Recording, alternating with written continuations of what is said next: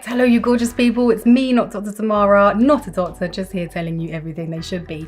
Now today I want to talk to you about my periods, and I just want to give you 3 main reasons why I think I now have actually better periods than I used to.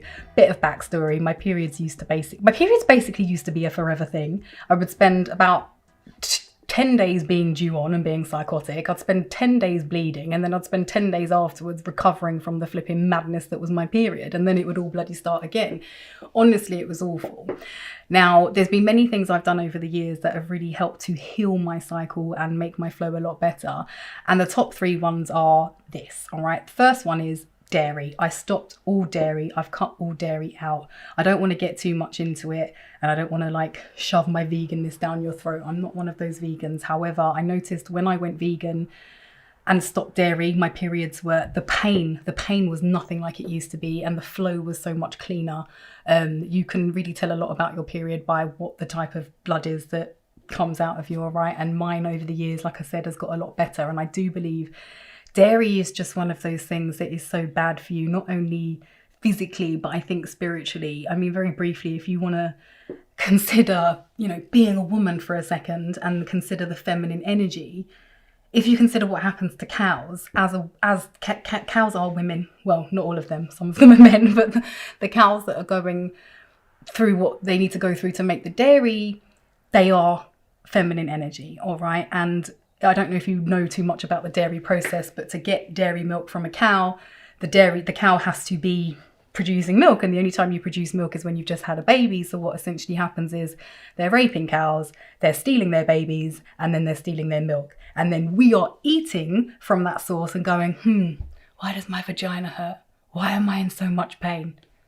Start to make the connection, all right? As within, so without, as above, so... No, I just said that wrong, but you know what I mean, all right? The inner is a reflection of an outer, and if you're constantly eating from a source that is literally terrorizing the feminine energy, please don't be surprised when that same feelings and awfulness is happening in your own life, all right? Really start to make the connection.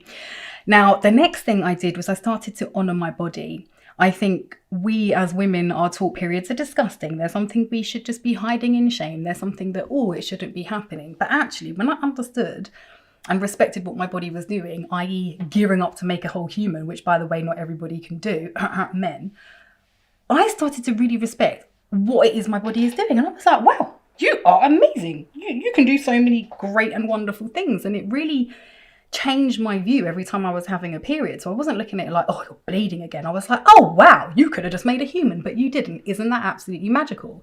And it just really changed the way I look at my body and what it's doing, to the point where now I'm like, your body is fantastic. And I think my period has recognized that I honor it, and it just behaves a lot better. That's the only way I can describe it. Now, the third thing and the final thing, and this is obviously going to be the hardest thing, but it was healing my trauma. For me personally, I've had a lot of trauma and stuff in my life, and some of it has occurred down here. If you guys know me, you know I was raped when I was younger, and that built up a lot of negative energy down there. And I ended up with cervical cancer years back. There's a lot of stuff that's gone on there. And I knew when that happened, when that whole cancer thing happened, that if I didn't make the effort to actually clear out all the negative shit, all the trauma, all the bad stuff that's happened to me, because it was never just that isolated incident. From that, so many other bad things happened. And I've had to go through each thing and just kind of go through it. Maybe cry it out, maybe scream it out, maybe whatever. But I've had to go through it and heal it and let myself know it was okay. And again, it was a long process, but it was very, very necessary, all right? Don't ever doubt like how much power is here, and also how much of an ability this area has to take on like trauma and fucking let it stick there, all right? And if you don't make the physical like effort to try and move it out, you're going to have bad periods. You might suffer with infertility. You might endometriosis, all those kind of things, all right? They are never, ever just a fucking thing, all right? They are always stemming from... If anybody ever comes to me with these related issues, I know it's normally sexual trauma. I know it is. And it's not a nice thing to know, but I know. But when you know, you have power, because then you can start to do something about it. Anyway, these are just my top 3 tips to why I have a happy period. I hope they've helped you. Please share anything down below that may have helped you. All right, remember, we're all in this together. Anyway, I love you very, very much. If you haven't subscribed already, please do so, and I will see you soon.